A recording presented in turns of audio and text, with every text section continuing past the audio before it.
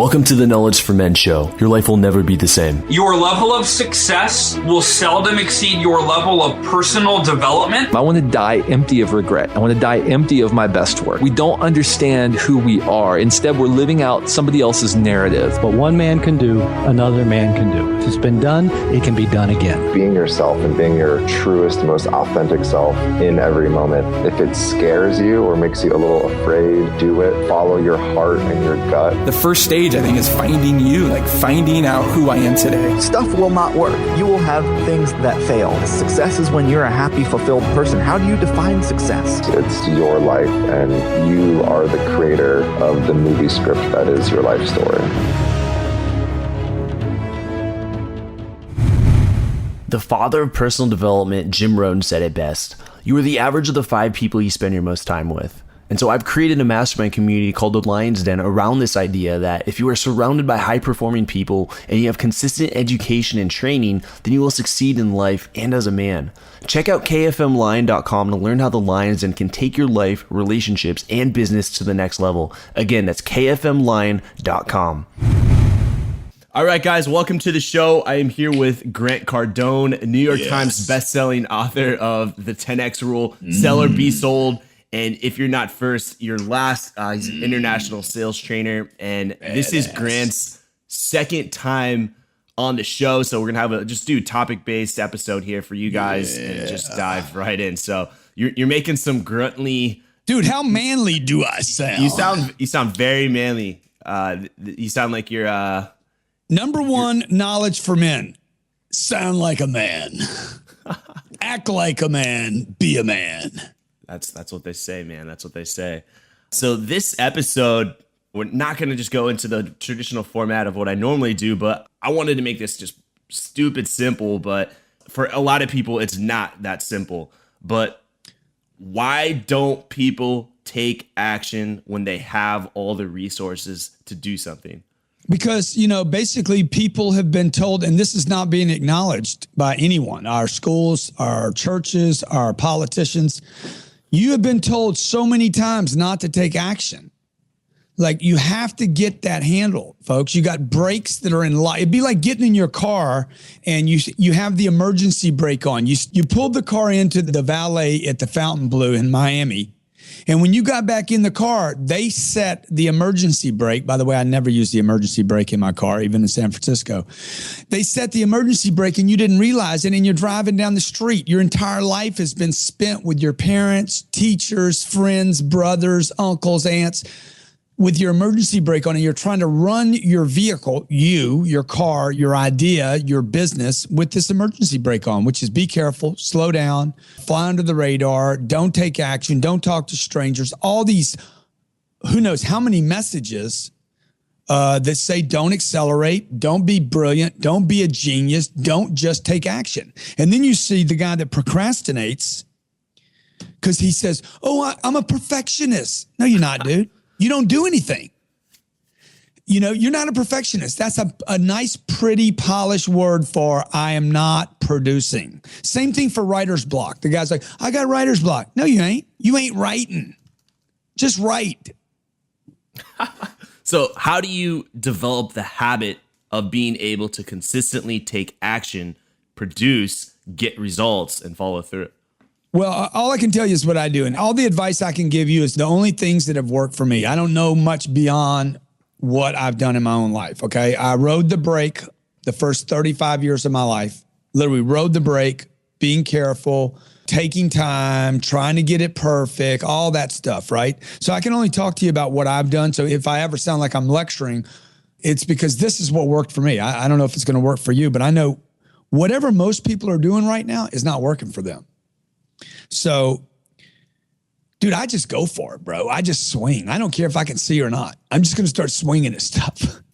Every day I wake up and I remember seeing this quote from the great hockey player. Gretzky. He's like, hey, man, I've never made a shot I didn't take. Yeah. And I was like, what?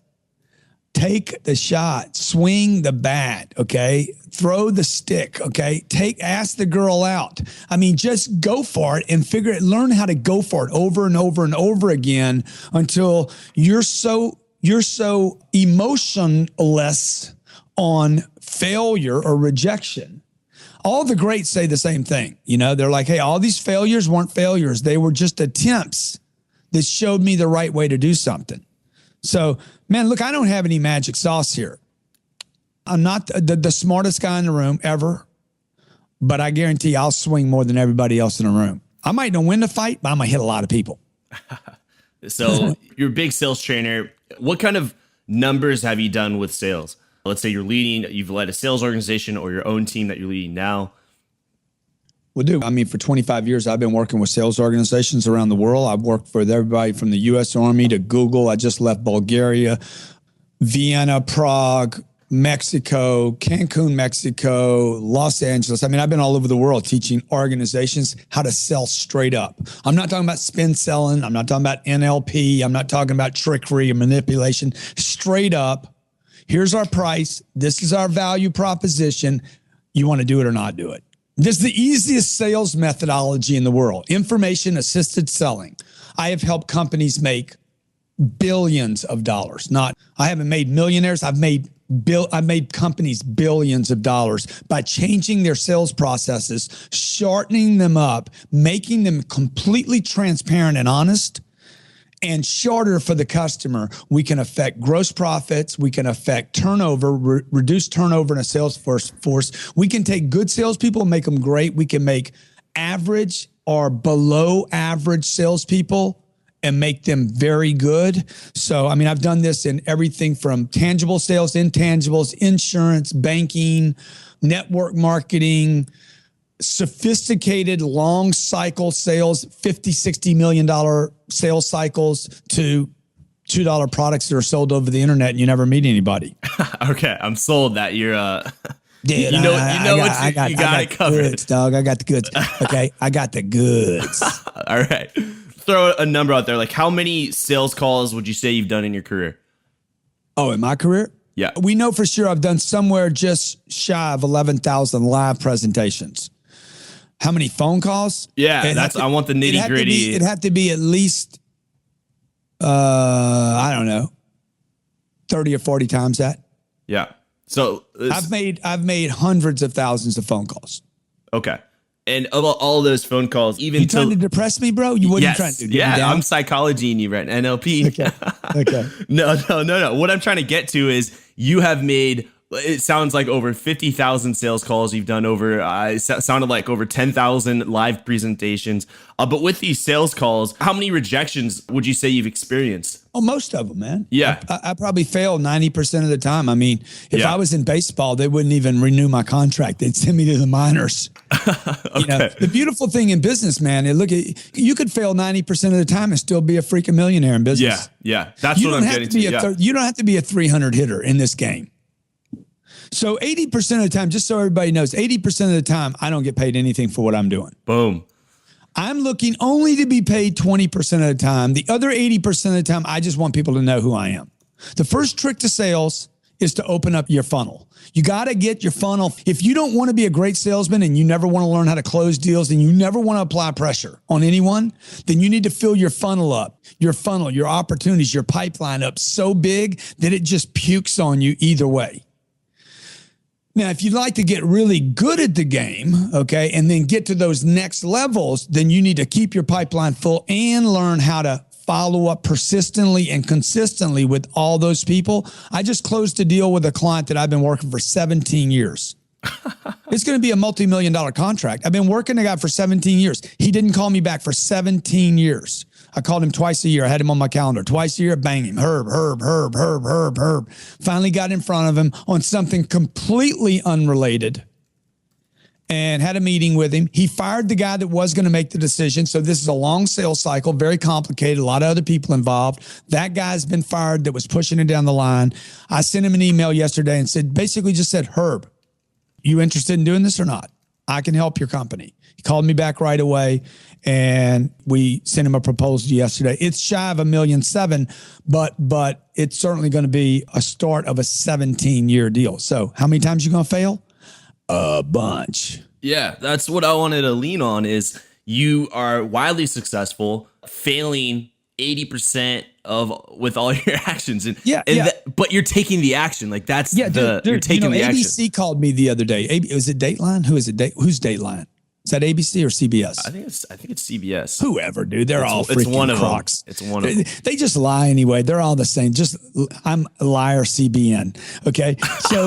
So they called me the other day and said, dude, you're like this overnight sensation. I'm like, you stupid, man. That's the dumbest damn thing ever. My overnight's 32 years. It's 32 freaking years, bro. 13,000 presentations or 11,000 presentations, hundreds of thousands of phone calls.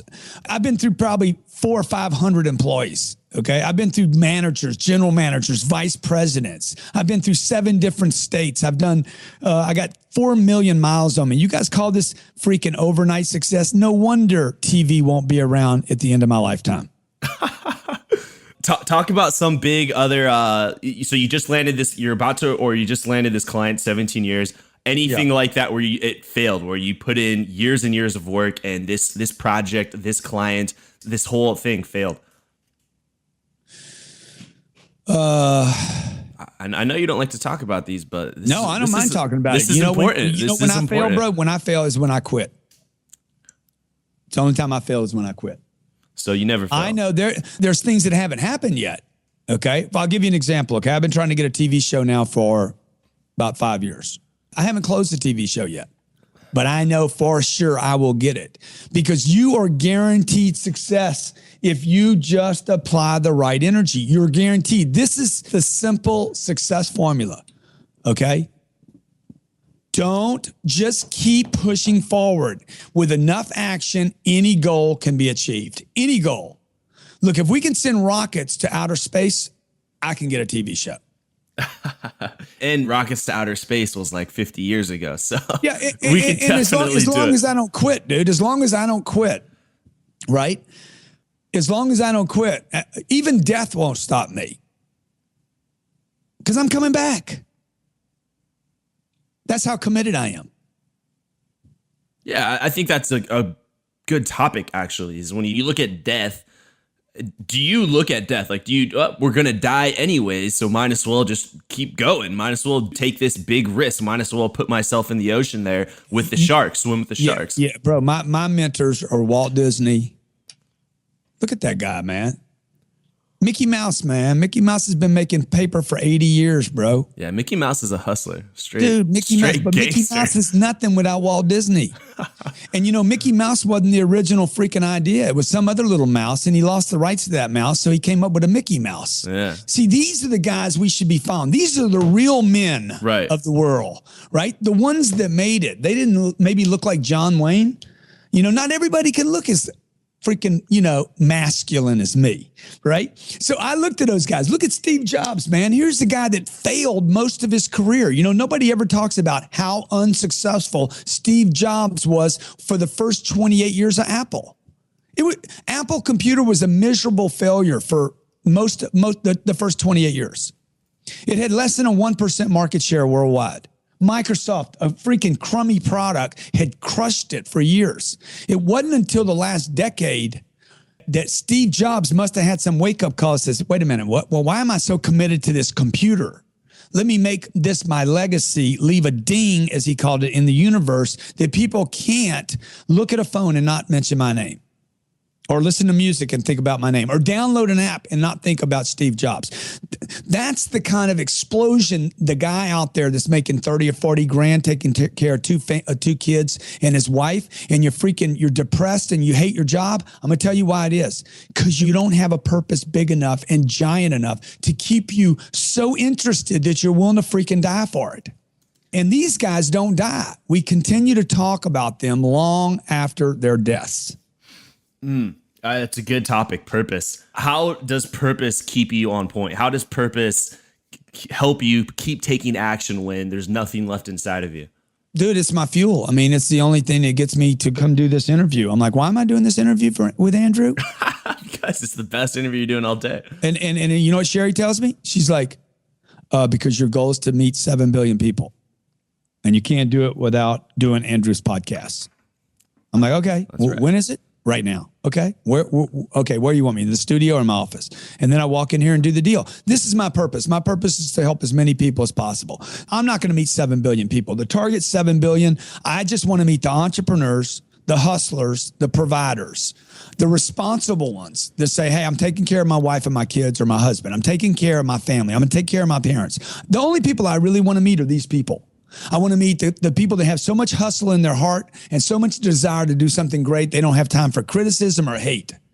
So if I can meet enough people, I think I can filter down and find the winners, which are probably only maybe 20% of the population anyway. So maybe I affect the lives of a couple million, 10 million, maybe 100 million people while I'm alive, and then I'll be remembered. How'd you come up with that purpose? Did it just hit you? Because everything else freaking disappointed me. The money disappointed me. The best-selling book wasn't enough. The happy marriage wasn't enough. The 2 kids weren't enough. None of it is enough for me, okay? My dreams, my original purpose was with me, and I know a lot of people have a hard time hearing this, but your dreams were with you before your wife was and before the kids. But what I see most guys do, most guys abandon their dreams and then say they're a good father. How can you be a good father if you abandon your first, what is it called, offspring? Your first offspring is your dream and your purpose. That's long before the kiddos. If you could literally take that offspring, dreams, your purpose, the original, the reason you're here, your purpose, okay, before your wife, before the kids, then if you don't never abandon that, how good of a father would you be? I think you'd be a freaking better father. And you'd be able to set that example to your kids to say, don't abandon your offspring, your dreams and your purpose. Now, I had this purpose when I was maybe, I don't know, it was young, 5 or 6 years old. I already knew I wanted to be a writer. My dad used to write in calligraphy. There was something about that was just provoking to me. My older brother had this silver tongue. He could speak to anyone about anything. I mean, the guy was freaking like, he comes in one night at 2:00 in the morning, convinces me to eat peanut butter on an onion with red pepper. And I'm like, yeah, let's do it. Okay, sounds like a good idea. And he figured out how to convince me to do it without him doing it. And then while my freaking mouth's on fire, he goes to sleep. So I'm like, okay, I got to learn how to speak. Okay, and I got to learn how to write. And then somewhere in between that, I made a decision on my own that I wanted to help people.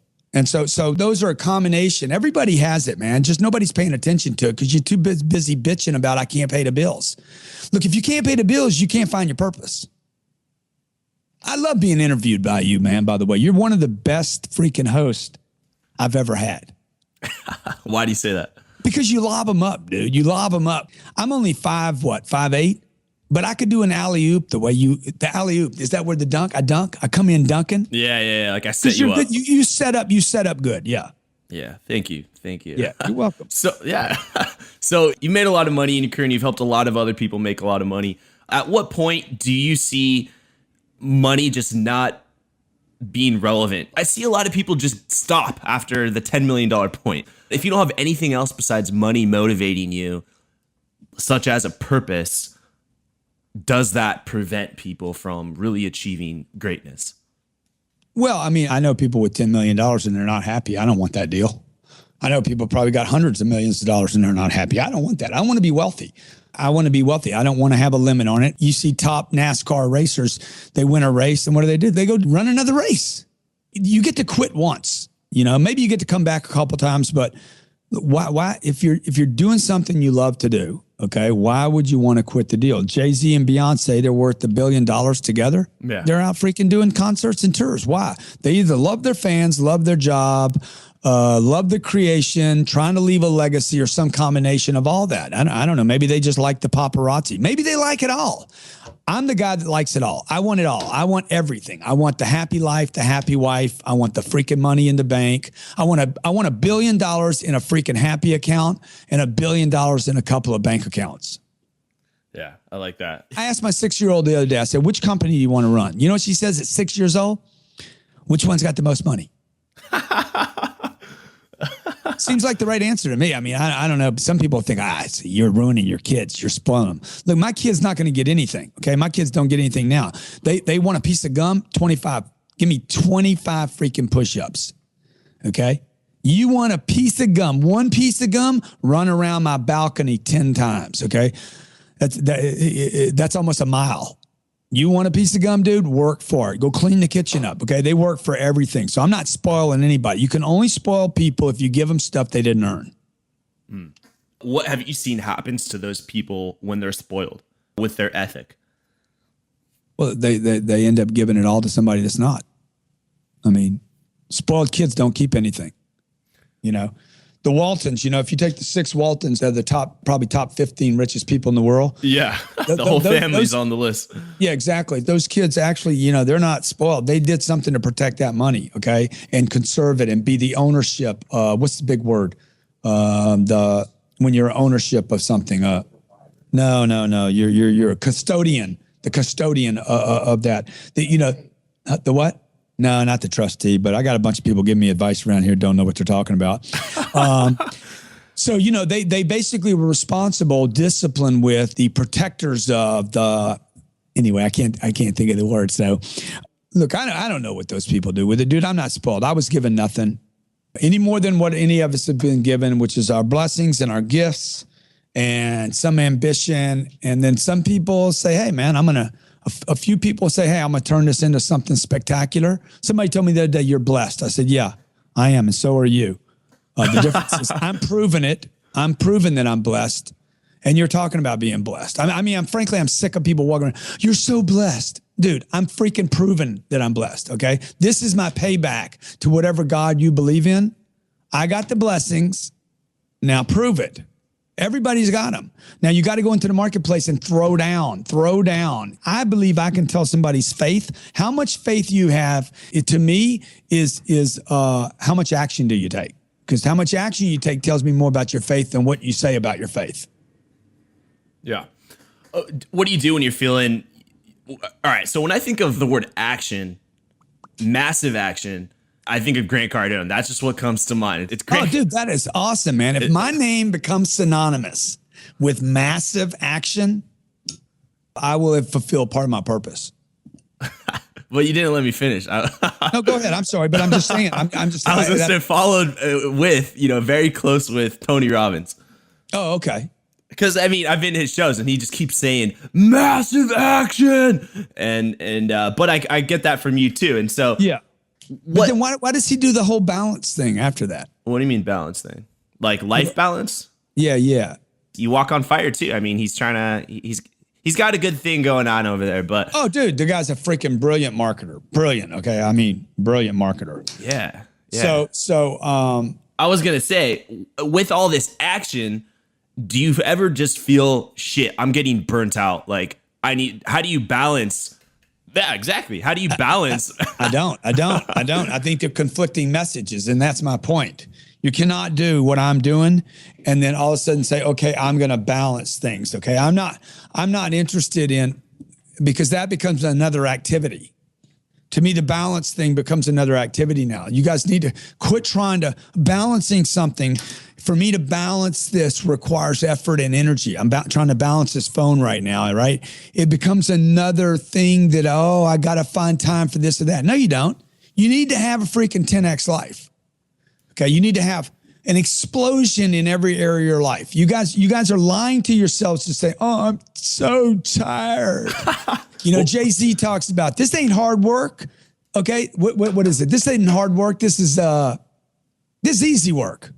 You know what he does. Now he's on the road, he's having to travel. Dude, he's in a G450. Okay. What the hell you do? But you know what? It can become laborious. It can become, oh my God, I just want to rest. I was talking to Steve Harvey. Steve Harvey, the comedian Steve Harvey. Yeah. Right? He's like, man, I do a radio show 4 hours a day. I do a TV show 2 hours. Hey, dude, this is freaking layup work, bro. You got people digging ditches 8 hours a day, and you bitching about a TV show and a radio show? Knock it off, Stevie.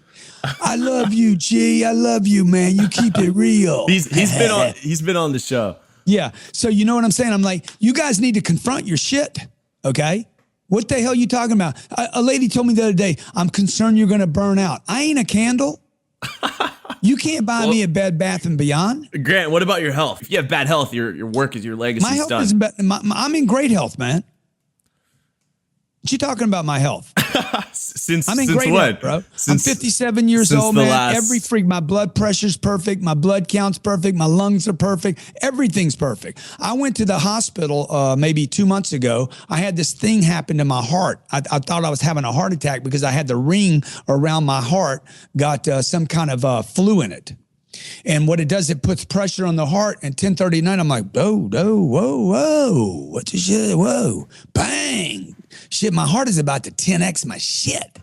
And I'm like, what the hell is going on right here? Next thing, 5:30 in the morning, I'm in the hospital, right? Yeah. So 8:30 in the morning, they had done 3 or 4 of these ERKs or ERGs or whatever on my heart. Everything's fine. Whatever. That's my way of making fun of the AMA. So they do these tests. Everything's perfect. Blood's perfect. Everything, dude. Everything. They're like, oh, you have this. What was that called, Elena? What was that thing that called? Pulmonary something. So Sherry from my office calls me at 8:30 and says, you have a bank flying in today from 2 different parts of the country to meet you. I'm like, Sherry, I'm at the hospital right now with IVs in my arms. Okay, I've done 4 ERGs called ERKs by the AMA. These people don't know what they're doing, dude. They don't even know what's going on with the body. All they know how to do is cut and poke, right? So I looked at the lady, the nurse in the room, and I'm like, hey, if I leave right now, would it be a problem? Because they've already told me, dude, you're good. I just got pain in my chest, right?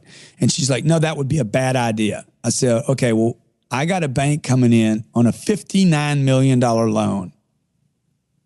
Dude, this is going to be a good story. This is one worth dying for right here, okay? You know what? I pulled the shit out of my arms, bro, and I got in my car, rolled down to Miami. My wife drove me there. She drives me down to Miami. I did the deal with the bank at 9:15. I still got my little band on from the hospital, okay? My heart's freaking hammering me the whole time. I closed a $59 million deal with PNC. And I get back in the car and she brings me back to the hospital. Is that a good story or what? That's a good story. Dude, if you guys are going to die, what you going to die of? Because you're going to die of something.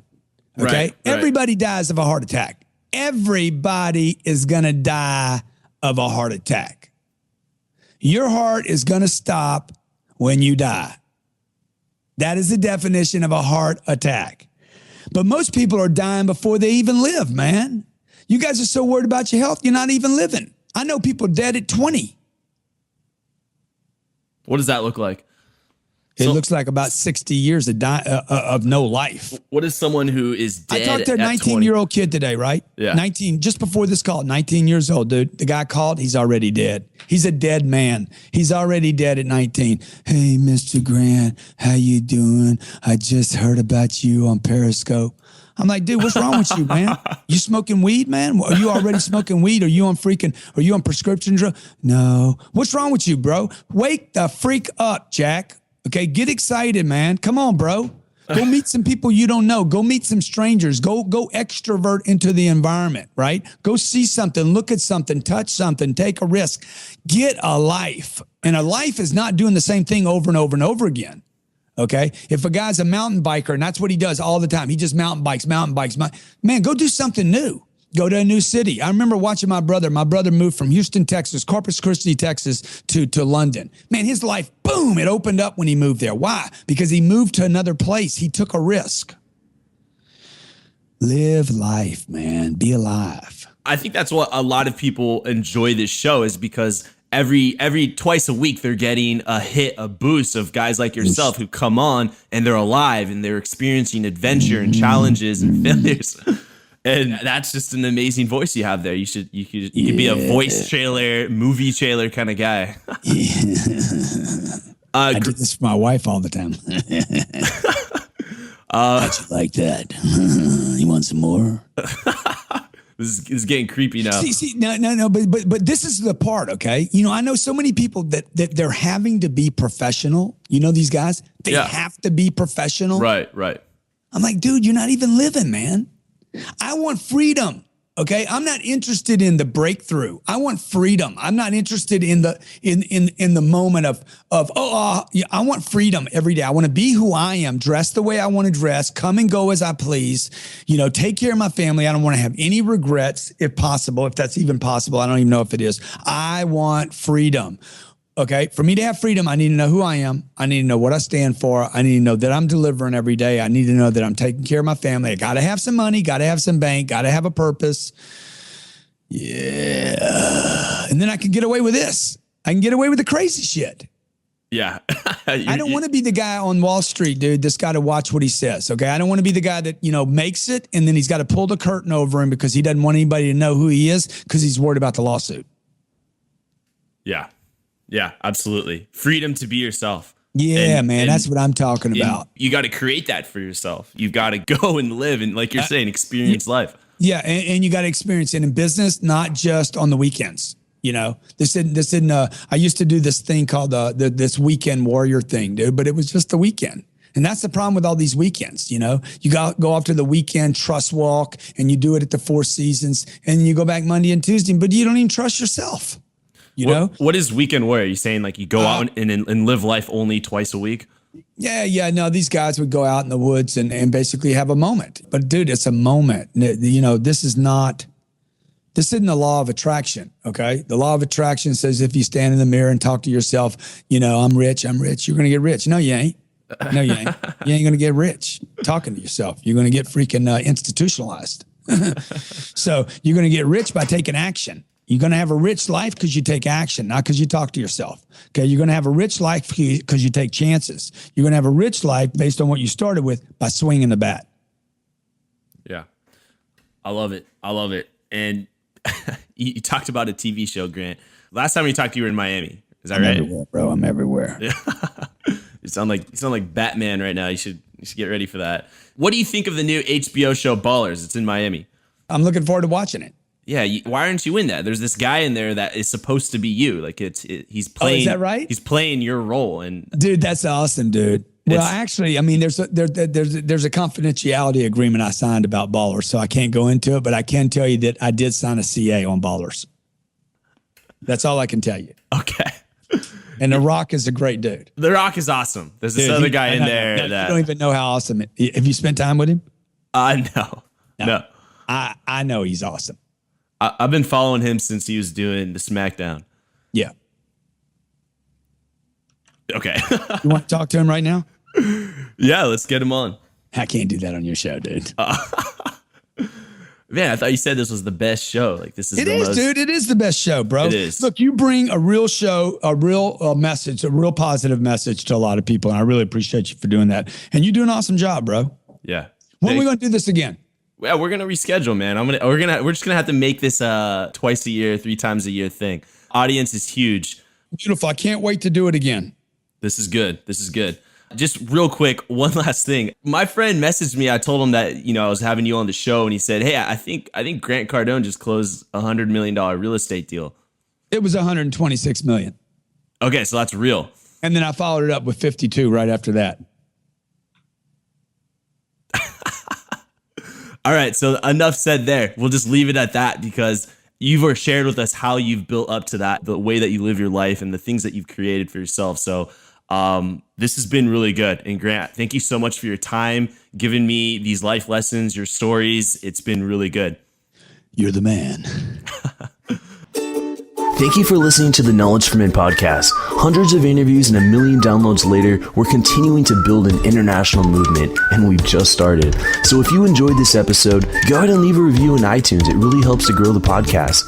Guys, 2015 is the official year of living with purpose, where every day you do only the things that matter to you. You wake up, live with purpose, and take massive action towards the life you want. Check out kfmfree.com to get free tools I've created to help you crush life. Again, that's kfmfree.com. This is your host, Andrew Fairby, and I'll see you in the next episode.